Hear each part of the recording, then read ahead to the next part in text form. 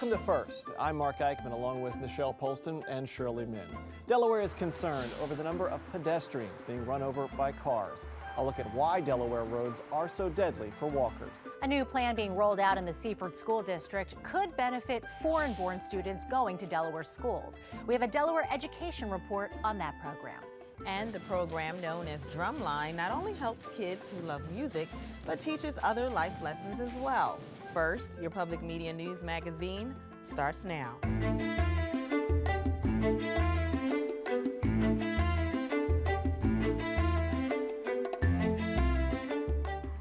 The signs on Delaware's roads say heavy ped traffic. It's a warning to motorists that people will cross busy roadways. But it'll take more than just signs to stop the growing number of car accidents involving pedestrians crossing those busy Delaware streets. And with the upcoming holidays around the corner, auto traffic will be heavier. First Look focuses on why 2015 is already the deadliest year on record.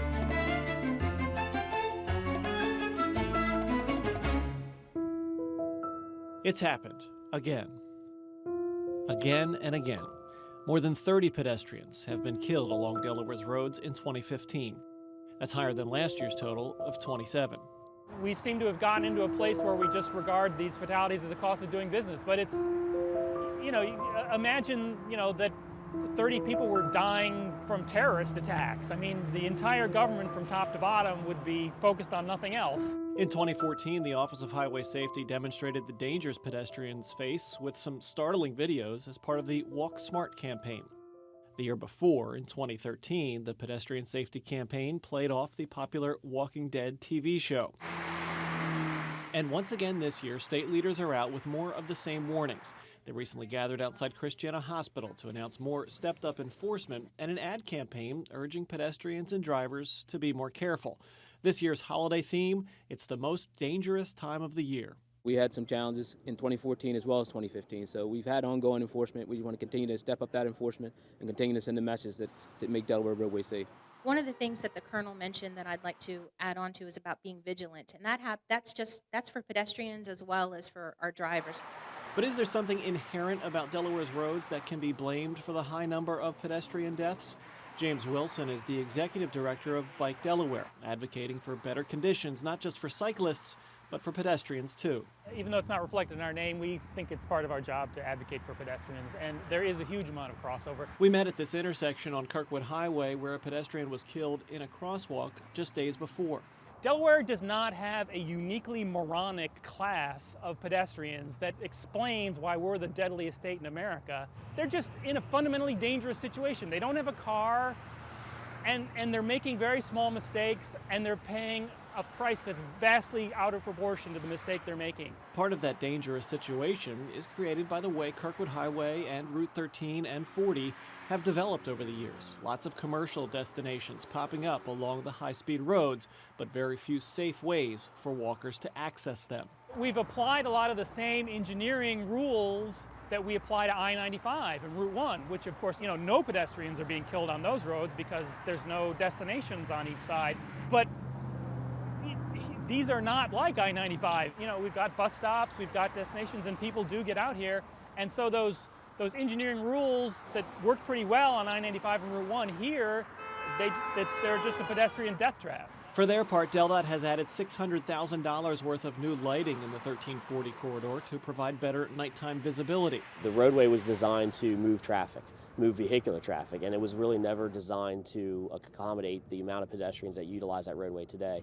So we're looking at ways to try and create a roadway environment that can handle the vehicular volume, but also provide a safe environment for pedestrians. They're also experimenting with a new system to alert drivers that pedestrians are crossing the roadway. Rectangular rapid flash beacon, we call them RRFBs for short. One of the first beacons is being installed here near White Clay Creek State Park, where the heavily used Tri-Valley Trail crosses Polly Drummond Hill Road. Triggered by pedestrians pushing a button, the beacons draw drivers' attention to the fact that pedestrians are trying to cross. So they use LED strobes that are similar to a light bar on a police vehicle or on a construction vehicle, where it emits a different flash pattern and it gets your attention. So it's a quick 2 bursts, 3 bursts, 2 bursts, 3 bursts. And studies have shown that flash pattern has really gained the attention of approaching motorists, and they've seen improved yield at the crosswalk conditions. The RRFBs will help, But the best thing DelDOT could do from now on? Let's not build any more roads like this. Really, anything that can be done to reduce pedestrian deaths will help, but Bike Delaware's James Wilson really feels the problem is much bigger, much more systemic in the way that the state's roads, especially 13, 40, and Kirkwood Highway, have been developed over the years. For pedestrians and drivers alike, it's important to note the most dangerous times are between 8 and 10 p.m. It's dark, there's fewer cars out, so it would seem less likely, but because there's fewer cars out, pedestrians are taking more risks. And as a pedestrian, there's really no time to correct a mistake you make in front of a car. No person's going to win a fight against a car, that's Right. for sure. Now, Mark, with the holiday season gearing up, are there fears that we will see even more deaths before the end of the year? Yeah, unfortunately, that's just the way history has played it out. Between Thanksgiving and New Year's, there's typically an uptick in the number of accidents involving pedestrians and an uptick in pedestrian deaths. That's why state police will be out in force along those most dangerous stretches of roadway, issuing warnings to both drivers and pedestrians when they see that dangerous activity. There's also several groups looking at the problem, but any answers from those groups will be a lot longer in coming than for this season. Okay, thank you so much, Mark. Now, you can follow this issue online at newsworks.org/Delaware. Now, another problem on some roads around Wilmington is flooding, or at least it used to be. Little Mill Creek is a tributary of the Christina River in Newcastle County. And for a creek with the word little in its title, it sure has been the cause of some big-time flooding for residents in Ellesmere and businesses in Wilmington. That is, until now.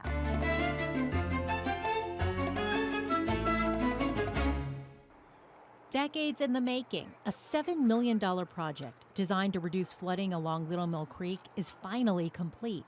Federal, state, and local leaders came together in September to celebrate. This was not perfect. This has been a mess for a long time, and I think we've made it a whole lot better. The U.S. Army Corps of Engineers designed the project to widen two sections of the creek and deepen the lower section. Trees were also planted, and more than 11,000 tons of rocks were placed to further slow floodwaters. This is probably not a project that captures the mind of the broader public, but if you're here and you've been affected by this flooding over the years, you know what a big deal this is in getting this done. No one knows this better than Doug Suter. He owns General Automotive, a car repair shop along Brookside Drive in Wilmington. Since the flood in 1989, and including that one, I've been flooded 32 times. The '89 flood was Suter's first and by far the worst. All you see in these old pictures from the time are the roofs of submerged cars. Suter shows me some Polaroids of the damage to the inside of his shop. This was the July 5th, 1989 flood. And is that the water line right there? Yes, ma'am. I lost a lot of customers. Some of them I lost due to the fact their cars were here, they were destroyed, and they expected me to pay for them. Suter nearly lost all of his equipment, too. He didn't have flood insurance, but was eventually able to get the business back on its feet. Then when he heard about the Little Mill Creek flood abatement project, he jumped for joy. But that was 25 years ago. Since then, it's been an endless cycle of flood, cleanup, rebuild. We've outfitted the shop to where most of our equipment is stored at least 3 feet off the ground. We move the cars to higher ground and we prepare for it, which, if we do flood, makes the cleanup a lot easier. The first signs of forward progress came in 2007 when work on the upper portion of Little Mill Creek in Ellesmere was finished. Crews widened the channel to protect homes from constant flooding. The work was completed between the Kirkwood Highway Bridge and the CSX Railroad Bridge. Those of us affected here felt that, okay, that project's done. Let's shift into gear and get going and get this end of this project completed. And that took 8 more years. Suter understands when so many levels of government are involved, efficiency often falls by the wayside. But at the end of the day, he's just glad it's done. You're not going to be able to stop flooding. That's in control of Mother Nature. What we can do is reduce the impact of it. So instead of having a 1-person bathtub, we now have a 2- or 3-person bathtub. We can hold more water. So instead of, say, having 2 feet of water in the shop, I may only have 6 inches. And that's a huge impact. An impact Suter is banking on. He dropped his flood insurance this year. Doug Suter says so far so good, no flooding, but we haven't had significant rainfall since the project was completed. But Ellesmere's town manager says that his town has not flooded once since the first phase was completed in 2007. DNREC Secretary Small adds the work done at Little Mill Creek is just one example of how Delaware is trying to improve the state's water infrastructure. Coming up on First, the kids on the drum line know how to hit the exact notes that translates music to success. First Experience traces the origins of Rockwood Mansion from Delaware to Ireland and back again.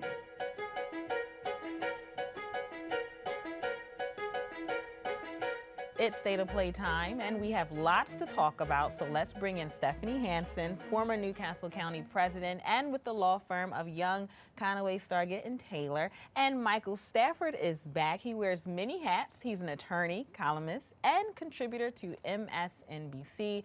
The Syrian refugee issue has become a political issue, both nationally and in Delaware. Let's break it down a bit. Governor Jack Markell is in favor of accepting refugees in Delaware. He went on MSNBC a few nights ago from our WHYY studios to say as much.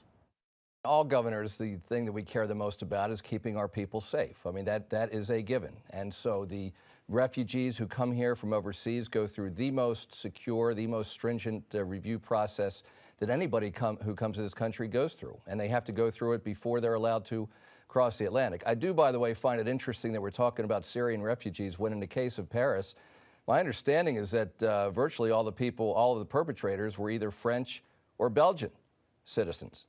So we have Republicans saying that we aren't going to be safe if the Syrian refugees come here.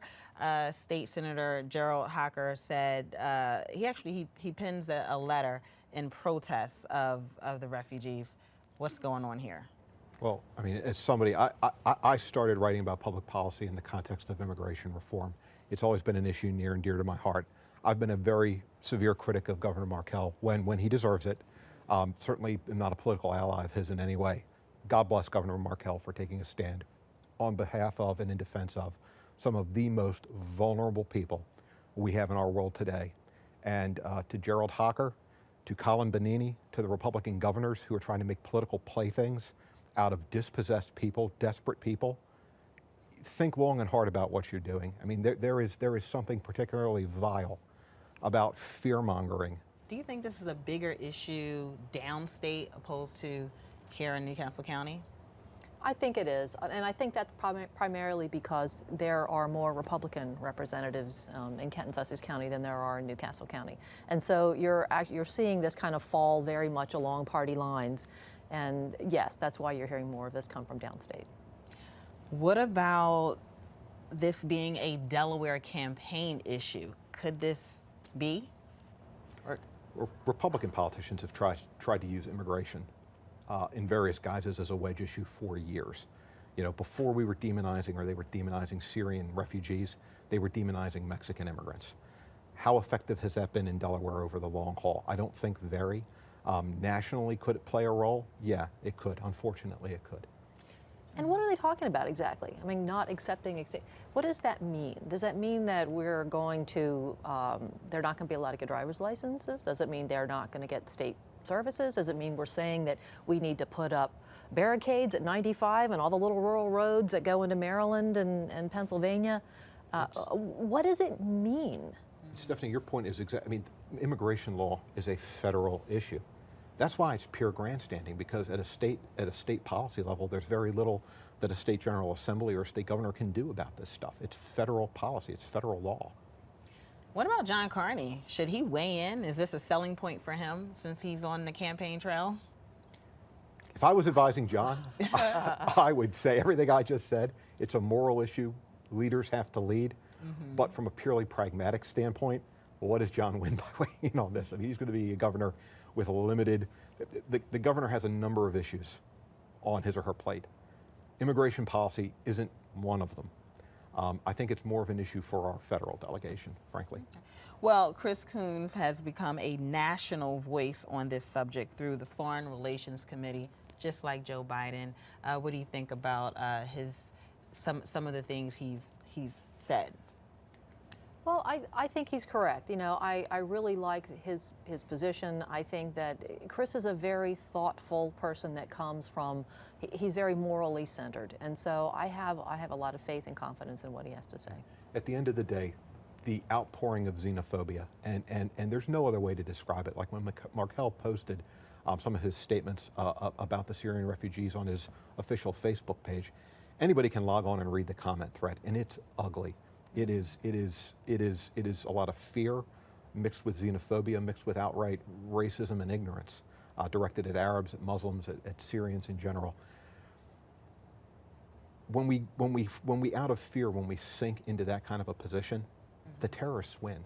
If you want to combat the terrorists, if you really want to do right by the victims in Paris, the best weapon we have is love and understanding. Build bridges, build relationships. When we wall people off, when we make it an us versus them sort of confrontation with the entire Muslim world, when we refuse to be a responsible actor and leader in the world community in dealing with a real crisis, ISIS wins. Well, we definitely covered it all. You guys said a mouthful. For those of you at home, you can watch this whole conversation online at newsworks.org/Delaware. Michael Stafford, Stephanie Hansen, thanks so much for being here. Thank you. Up next, we have a rarity, a positive story about testing in education. It takes place in Seaford School District in Sussex County. Seaford has Delaware's second highest percentage of English language learners. And to help that population, last year they started giving some of their high school students a test.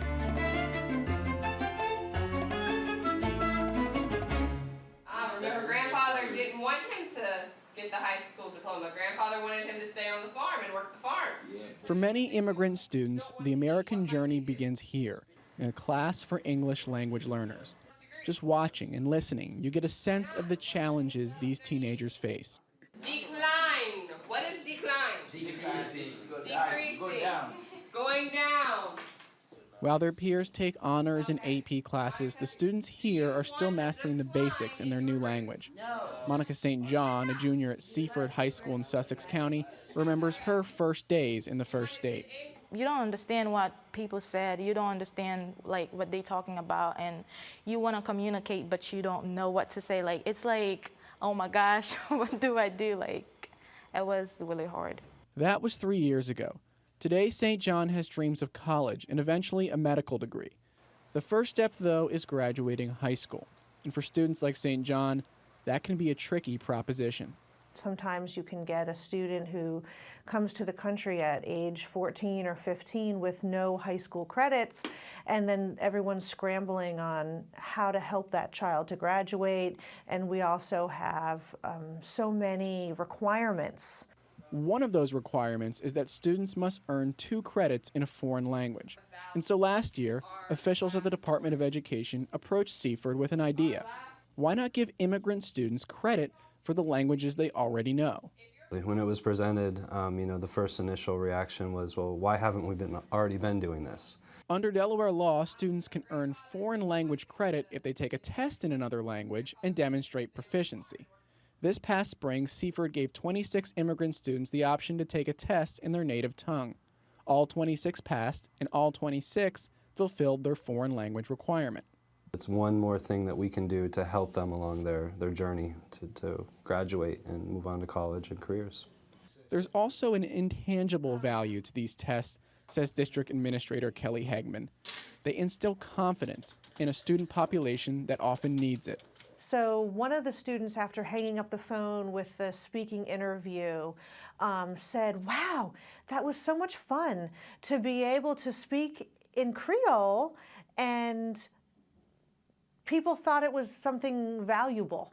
Monica St. John remembers her French exam as the easiest she's taken in a long time. All you gotta do is just talking and writing, and I was like, that's like kindergarten stuff. She also remembers leaving the test that day with a sort of indescribable levity. I don't know how to explain that, but it was it made me feel like I'm smart. Thanks to the success in Seaford, Delaware plans to spend around $35,000 this year to fund language tests for immigrant students in 8 other districts. We have one more story that highlights some positive achievements by students. For that, let's head over to Nichelle for the story. Thanks, Avi. A music education can keep kids engaged in school and make it easier to develop language, math, and reasoning skills. That's why educators at the Albert Palmer Elementary School in Wilmington think the Drumline is a springboard to college for many of their kids.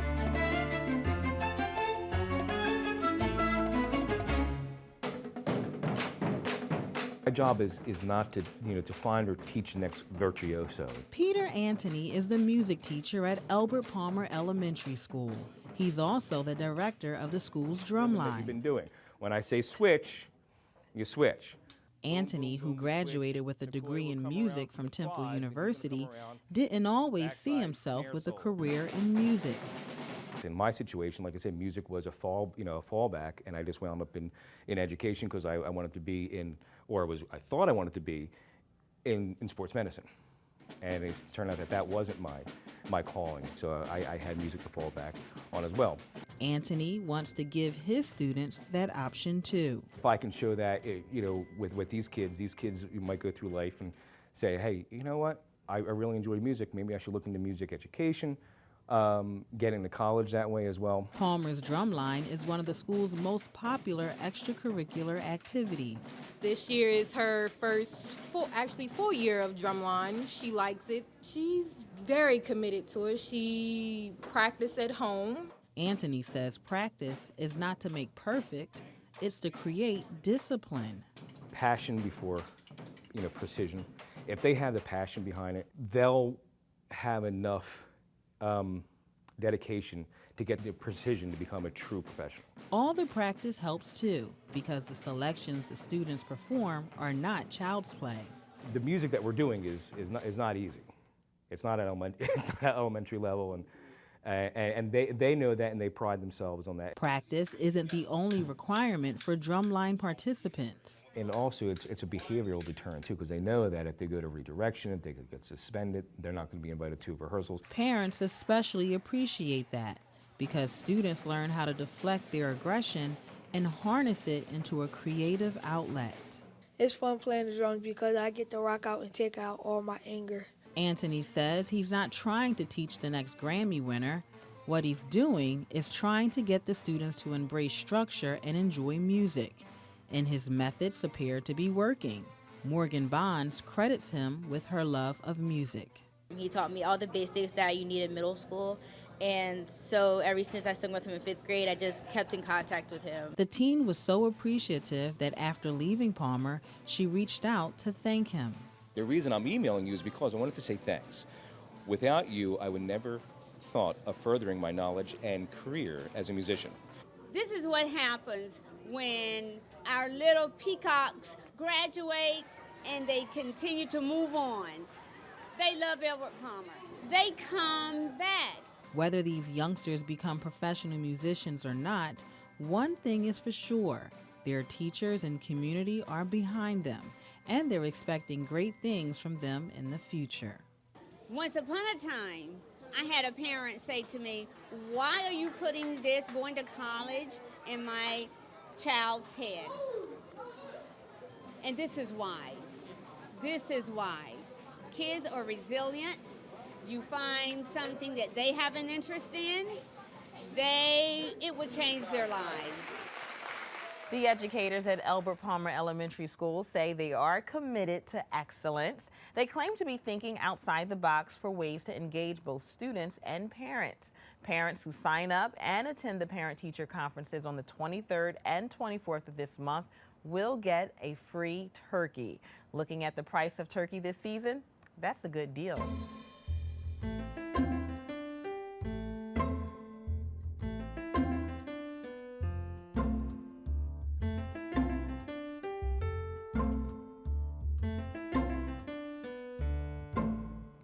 Delaware has some great cultural connections to Europe. Our Dutch connections are well known, as are the English and Irish links.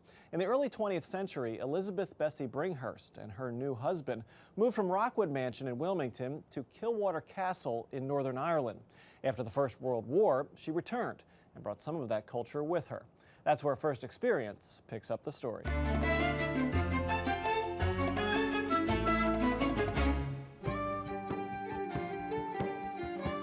You're in Rockwood Museum. This is what we call our parlors that were built in 1913, 1914 for the return of Elizabeth Bringhurst, but we all call her Bessie. The Bringhurst family moved in here at the turn of the century, about 1895.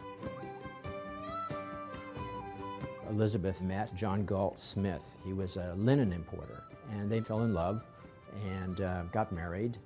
And he had connections back in Ireland because he was Irish, and they ended up staying in Kilwater Castle over in Northern Ireland.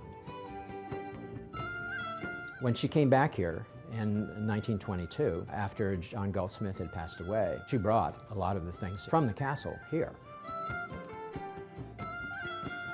We have little bits and pieces of Ireland here. We have the causeway stones, which are from Northern Ireland. It was a feature in the South Lawn. We have lots of pictures of the people who stayed and that they met over in Europe.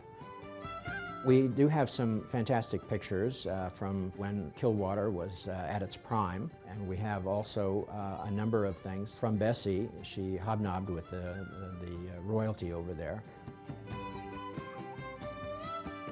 We have a dress that she wore when she was introduced to the King and Queen of England. And we have many of the furnishings that were from the castle that she brought over here from the 16 and 1700s. A lot of the servants who worked here during the time that Bessie was over in Ireland were brought over here. They would have to stay here for 1 year, and that would pay off their passage. Then they had the choice. They could either stay here until they found another job, or they could just go off and find another job. This house has history, vital history, I think, for Wilmington, and just to see somebody that lived in a castle way back when, and some of the artifacts from that period. And we tell a story of the family, other family members, that are fantastic. I think you almost have to have some sort of appreciation for history. If you do, we have it here. We have, it's almost living history. We have the artifacts that are hundreds of years old that you can look at. Everything that you see on the tour of the museum belong to the families. And I think it's valuable for anybody that's interested in history. During the First World War, Kilwater Castle housed and cared for wounded military officers. The castle still stands in Ireland today, although it has fallen into a state of disrepair. The exhibit at Rockwood Mansion ends at the end of the month to make way for their holiday display. You can learn more about tours and events on their website, rockwood.org. And next week, we're going to bring you our Truth Teller program. It's a first extra that will air in our normal program slots. We'll return with a new program on December 4th. Also, if you missed our coverage of the naming of a new president at the University of Delaware, we invite you to check it out at newsworks.org/Delaware. Thanks for watching First for this week. For Avi Wolfman-Arent, Shirley Min, and Mark Eichman, I'm Nichelle Polston. Have a great week.